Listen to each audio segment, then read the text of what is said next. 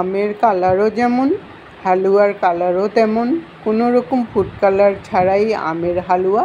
আমের হালুয়াটা বানানোর জন্য একটা পাকা আম নিয়েছি, আর আমটা যেন একদম পাকা হয় আর কালারটা যেন একদম হলদে হয়, তাহলেই কিন্তু হালুয়ার কালারটাও হলদে হবে। আমটাকে ছুলে নিয়ে ছোট ছোট করে টুকরো করে নিলাম, তারপর মিক্সিতে পেস্ট করে নেব।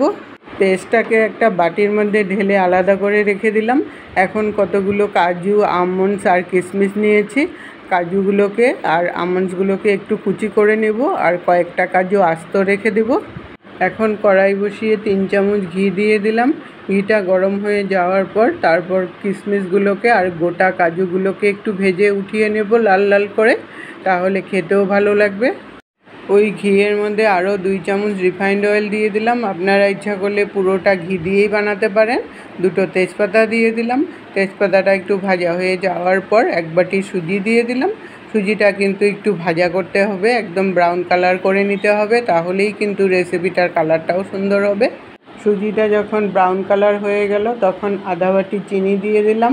আমের মিষ্টতা অনুযায়ী চিনিটাকেও দিবেন। চিনিটাকে দিয়ে একটু সময় ভাজা করে নিলাম। তারপর এটার মধ্যে আধা কাপ জল দিয়ে দিলাম। জলটা দিয়ে মিশিয়ে নিয়ে তারপর কাজু কিশমিশগুলো দিয়ে দিলাম।